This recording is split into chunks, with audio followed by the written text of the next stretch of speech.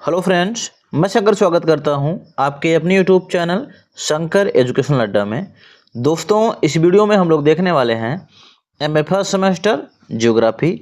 आपका first paper है जिसको आप बोलते हैं भू आकृति विज्ञान यानी जियोमॉर्फोलॉजी। यह ज़रूरी नहीं है कि आप जहां पर पढ़ रहे हैं वहां पर जो है जियोमॉर्फोलॉजी को फर्स्ट सेमेस्टर में ही रखा गया हो। आप चाहे एमए कर रहे हैं चाहे बीए कर रहे हैं, एमए बीए के साथ आप कोई भी कोर्स कर रहे हैं, नेट जेआरएफ यूजीसी नेट वगैरह की तैयारी अगर आप कर रहे हैं तो भी यह वीडियो आपके लिए बहुत ज़्यादा महत्वपूर्ण है, क्योंकि यूजीसी नेट में भी जियोमॉर्फोलॉजी आपका सिलेबस में है। ठीक है, इसमें हम कुछ अतलगुतरी प्रश्न देखेंगे जो कि आपके एग्जाम के लिए बहुत ही ज़्यादा महत्वपूर्ण साबित होगा। तो चलते हैं, आगे बढ़ते हैं देरी न करते हुए। पहला प्रश्न है कि डेविस की तिकड़ी किसे कहते हैं। क्या है? डेविस की तिकड़ी किसे कहते हैं? The trio of Davis. ठीक है ना। तो देखिए लिखा गया है, डेविस के अनुसार, यानी डेविस महोदय का कहना है कि जो भैया अस्थलाकृतिक विकास होता है ना, वो संरचना, प्रक्रम और अवस्था का प्रतिफल है। क्या कह रहे हैं कि भैया जो अस्थलाकृत विकास होता है, जो किसी भी अस्थलाकृति का विकास होता है, वो संरचना, प्रक्रम एवं अवस्था का प्रतिफल है, इस पर निर्भर करता है। ठीक है ना। इन तीनों कारकों यानी किसको संरचना, प्रक्रम और अवस्था, जिसको आप समय भी बोल सकते हो, इन्हीं तीनों को क्या कहते हैं भैया? डेविस की तिकड़ी कहा जाता है। क्लियर हो गया? यानी डेविस महोदय ने बताया कि भैया अस्थलाकृतिक विकास, किसी भी अस्थलाकृति का जो विकास होता है वो संरचना, प्रक्रम और अवस्था का प्रतिफल होता है, मतलब इस पर निर्भर करता है। इन्हीं तीनों कारकों को किसको संरचना, प्रक्रम तथा अवस्था को ही डेविस की तिकड़ी कहा जाता है। आई थिंक इतना आपको क्लियर हो गया होगा। चलते हैं अपने अगले प्रश्न की तरफ। अगर इतना क्लियर हो गया है तो मैं आपसे गुजारिश कर रहा हूं, यदि आप चैनल पर नए हैं तो चैनल को सब्सक्राइब कर लें और इस वीडियो को लाइक करना ना भूलें। और आपके नज़र में जो भी हो, जो भी पढ़ने वाला व्यक्ति हो, उसके पास ज़्यादा से ज़्यादा शेयर करें, क्योंकि पढ़ेगा इंडिया तभी तो बढ़ेगा इंडिया। ठीक है, चलते हैं, आगे बढ़ते हैं। अगला प्रश्न आपका है कि भैया भूकंप लेखी या सिस्मोग्राफ या फिर भूकंप मापी यंत्र किसे कहते हैं, या फिर भूकंपी यंत्र क्या होता है, या फिर सिस्मोग्राफ किसे कहते हैं। यह प्रश्न कई तरीके से पूछा जा सकता है। ठीक है, तो देखिए लिखा गया है, जिस यंत्र के द्वारा भूकंपीय लहरों का अंकन किया जाता है उसे भूकंपी यंत्र या सिस्मोग्राफ कहते हैं। क्या कह रहा है भैया कि जिस यंत्र के द्वारा भूकंपीय लहरों का, भूकंपीय तरंगों का अंकन किया जाता है, भूकंपीय तरंगों को मापा जाता है, उसी यंत्र को क्या कहते हैं? भूकंपीय यंत्र या फिर सिस्मोग्राफ या फिर भूकंप लेखी या फिर भूकंप मापी यंत्र के नाम से जानते हैं।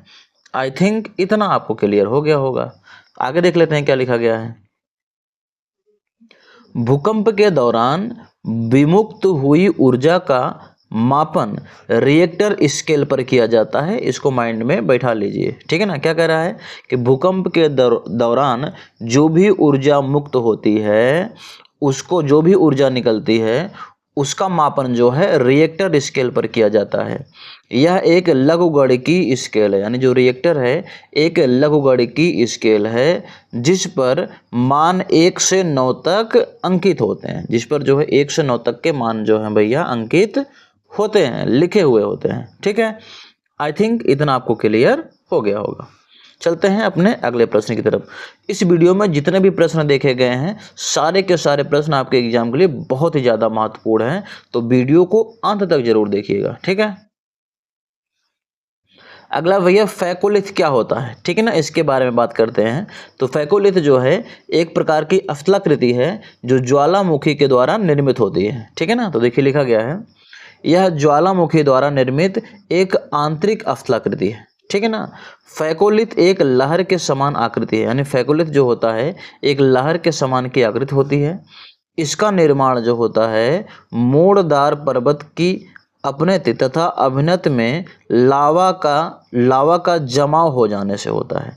यानी जो फैकोलिथ जो बनता है, ठीक है ना, फैकोलिथ आकृति का जो निर्माण होता है, इसका निर्माण कब होता है? जब मोड़दार पर्वतों के बीच में, ठीक है ना, उसमें जो अभिनत होती है, यानी उठे हुए जो भाग और जो धंसे हुए भाग होते हैं, उसमें अगर लावा का जमाव हो जाता है तब वहाँ बनता है क्या? आपका फैकोलिथ।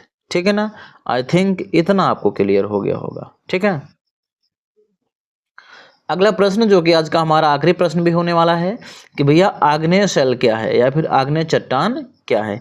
काफी महत्वपूर्ण प्रश्न है, पूछा जाता है। ठीक है, तो देखिए लिखा गया है आग्नेय, यानी भैया जो आग्नेय शब्द है वो लैटिन भाषा के इग्निस शब्द से बना है जिसका अर्थ होता है आग। ठीक है ना, यानी जो आग्नेय शैल है, जो आग्नेय शब्द है वो लैटिन भाषा के इग्निस शब्द से बना है जिसका अर्थ क्या होता है? आग होता है। ठीक है, आगे लिखा गया है आग्नेय शैल की रचना, आग्नेय शैल की रचना धरातल के नीचे स्थित तप्त एवं तरल मैग्मा के ठंडे होकर उसके ठोस हो जाने पर होती है। यानी जो आपका आग्नेय शैल का जो निर्माण होता है, आग्नेय शैल जो बनती है, कैसे बनती है? पृथ्वी के नीचे जो तप्त और तरल मैग्मा है वो पृथ्वी के ऊपर जब आता है ठंडा हो जाता है। ठीक है ना, लावा के जब पृथ्वी के ऊपर आता है तो लावा जब ठंडा हो जाता है, ठोस हो जाता है, उसके जमने से भैया क्या होती है? ठोस हो जाने पर आग्नेय शैलों का निर्माण होता है। आगे देख लेते हैं। इन शैलों में लोहा तथा मैग्नीशियम युक्त सिलिकेट खनिजों की अधिकता होती है। भैया जो आग्नेय शैलें हैं इनमें लोहा तथा मैग्नीशियम युक्त सिलिकेट खनिजों की जो है अधिकता होती है, ये अधिक मात्रा में पाए जाते हैं। ठीक है, आग्नेय चट्टानों से ही लगभग संपूर्ण भूपृष्ठ की उत्पत्ति हुई है। यानी भैया पूरा का पूरा जो भूपरपटी है, ठीक है ना, भूपृष्ठ जो है वो आपका आग्नेय चट्टानों से ही बना हुआ है। ठीक है, आगे क्या कह रहा है? रूपांतरित तथा अवसादी चट्टानें प्रत्यक्ष या अप्रत्यक्ष रूप से इनसे ही संबंधित होती हैं।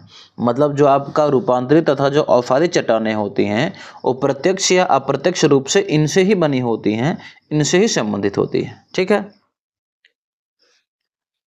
आगे क्या लिखा गया है कि ज्वालामुखी उद्गार के समय, क्या है? ज्वालामुखी उद्गार के समय भूकंप से, ठीक है ना, क्या कर रहा है कि ज्वालामुखी उद्गार के समय भूगर्भ से निकलने वाला लावा, ठीक है ना, निकलने वाला लावा भी धरातल पर जमकर, क्या होता है? लावा भी धरातल पर जमकर ठंडा हो जाने के पश्चात आग्नेय शैलों में परिवर्तित हो जाता है। क्या कह रहा है कि भैया ज्वालामुखी उद्गार के समय भूगर्भ से, पृथ्वी के अंदर से जो भी लावा निकलता है धरातल पर जमकर जब वो ठंडा हो जाता है, ठंडा हो जाने के बाद उनसे वो भी क्या होते हैं भैया? आग्नेय शैलों में परिवर्तित हो जाते हैं। मतलब उनसे भी आग्नेय शैल ही बनती है। ठीक है, आई थिंक इतना आपको क्लियर हो गया है। अगर इतना क्लियर हो गया है तो मैं फिर से कह रहा हूँ कि चैनल को सब्सक्राइब और वीडियो को लाइक करना मत भूलें और इस वीडियो को ज़्यादा से ज़्यादा शेयर करें, क्योंकि पढ़ेगा इंडिया तभी तो बढ़ेगा इंडिया। मिलते हैं आपसे अगली वीडियो में।